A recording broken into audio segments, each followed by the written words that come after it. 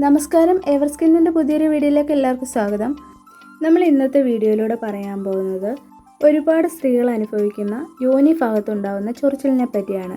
ഈ ഒരു പ്രശ്നം ഉണ്ടായാൽ ഒരു 70% വീട്ടമ്മമാരും പുറത്തു പറയാതെ സ്വയം ചികിത്സ നടത്തുന്നു. സ്വയം ചികിത്സയുടെ ഭാഗമായി നമ്മൾ ആദ്യം ചെയ്യുന്ന ഒരു കാര്യമാണ് ചൂടുവെള്ളത്തിൽ ഉപ്പിട്ട് ക്ലീൻ ചെയ്യുന്നത്. അതുകൊണ്ട് അന്നേരം ഒരു ആശ്വാസം കിട്ടുമെങ്കിലും അത് ചൊറിച്ചിൽ കൂടുവാനും ദുർഗന്ധമുണ്ടാക്കാനും അവിടെ കറുപ്പുണ്ടാവുന്നതും കാണാം. ഇത് ഉണ്ടാവാനുള്ള കാരണം നമ്മൾ ചെയ്യുന്ന ചെറിയ മിസ്റ്റേക്കാണ്. ആ ചെറിയ മിസ്റ്റേക്ക് എന്താണെന്ന് നമുക്ക് നോക്കാം. അതുപോലെ തന്നെ നമുക്ക് ചെയ്യാൻ പറ്റുന്ന പരിഹാര മാർഗം എന്തൊക്കെയാണെന്ന് നോക്കാം.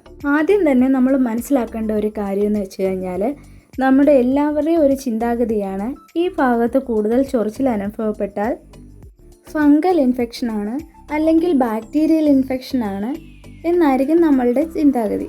ഇത് ഒരു കാരണം മാത്രമാണ്. ഇതല്ലാതെ തന്നെ നമ്മുടെ സ്കിന്നിൽ ഉണ്ടാവുന്നത് ഇറിറ്റൻ്റ് ഡെർമറ്റൈറ്റിസ് പോലുള്ള രോഗങ്ങൾ കൊണ്ടും സോറിയാസിസ് രോഗങ്ങൾ കൊണ്ടുപോലും നമുക്ക് ഇത്തരത്തിലുള്ള പ്രശ്നങ്ങൾ ഉണ്ടാവാറുണ്ട്. ഇനി നമുക്ക് ഇത്തരത്തിലുള്ള പ്രശ്നങ്ങൾ വരുമ്പോൾ നമ്മൾ ആദ്യം വിട്ടുപോകുന്ന ഒരു കാര്യമാണ് പലപ്പോഴും നമ്മുടെ അണ്ടർ ഗാർമെൻറ്റ്സ് കോട്ടൺ ആയിരിക്കില്ല എന്നതാണ്. കട്ടിയുള്ള നൈലോണിൻ്റെയും പോളിസ്റ്ററും ഒക്കെ അണ്ടർ ഗാർമെൻറ്റ് യൂസ് ചെയ്ത് കഴിഞ്ഞാൽ പ്രൈവറ്റ് പാർട്ടിലുള്ള സ്കിന്നിന് ഉരവ് സംഭവിക്കുന്നു. അങ്ങനെ ചെറിയ മുറിവ് വരുന്നു. അതിൽ നിന്ന് ഇൻഫെക്ഷൻ സ്പ്രെഡ് ആവാനുള്ള സാധ്യതയുണ്ട്. ഈ രീതിയിലായിരിക്കും ആദ്യം ഉണ്ടാവുന്നത്. പിന്നെ പ്രോപ്പറായിട്ട് ക്ലീൻ ചെയ്തില്ല എങ്കിലും അവിടെ ഒരുപാട് ഹെയർ ഉണ്ടെങ്കിലും മൈന്യൂട്ട് സ്ക്രാച്ചസ് വരാനും പിന്നീട് നമുക്ക് ഇൻഫെക്ഷനും ചൊറിച്ചിലും എന്തെങ്കിലും തരത്തിലുള്ള ഡിസ്ചാർജ് വരാനും സാധ്യതയുണ്ട്.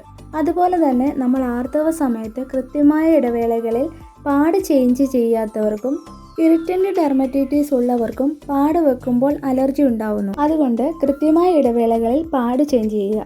പിന്നെ ഒരു കാര്യം, ഷേവിംഗ് ബ്ലേഡുകൾ വെച്ച് ഹെയർ റിമൂവ് ചെയ്യുമ്പോൾ അവിടെ ചെറിയ മുറിവുകൾ ഉണ്ടാവാൻ സാധ്യതയുണ്ട്. അതുകൊണ്ട് വളരെ കെയർഫുള്ളായിട്ട് വേണം ഇത്തരം കാര്യങ്ങൾ ഹാൻഡിൽ ചെയ്യാൻ. ഒരിക്കൽ ഇൻഫെക്ഷൻ വന്നാൽ അത് മാറാൻ കുറേ ബുദ്ധിമുട്ട് അനുഭവിക്കേണ്ടി വരും. അതുപോലെ തന്നെ ലോ ക്വാളിറ്റി ആയിട്ടുള്ള ഷേവിംഗ് ബ്ലേഡുകൾ ഉപയോഗിച്ചാൽ ആ ഭാഗത്ത് കറുപ്പ് നിറവും അതുപോലെയുള്ള പ്രശ്നങ്ങളും ചൊറിച്ചിലും ഉണ്ടാവാൻ സാധ്യതയുണ്ട്. പിന്നെ പലപ്പോഴും ഈ രോഗങ്ങൾ നമ്മൾക്കുണ്ടാവുന്നത് മറ്റ് രോഗങ്ങൾ നമ്മുടെ ശരീരത്തെ ബാധിക്കുന്നത് കൊണ്ടാണ്.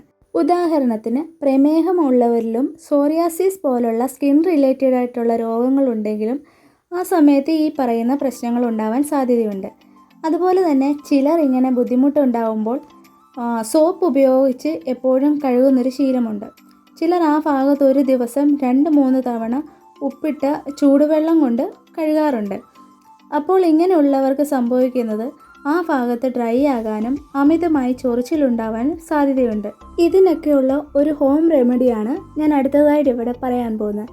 നമ്മുടെ എല്ലാവരുടെയും വീട്ടിൽ കാണുന്ന ഒരു ചെടിയാണല്ലോ തുളസി ചെടി.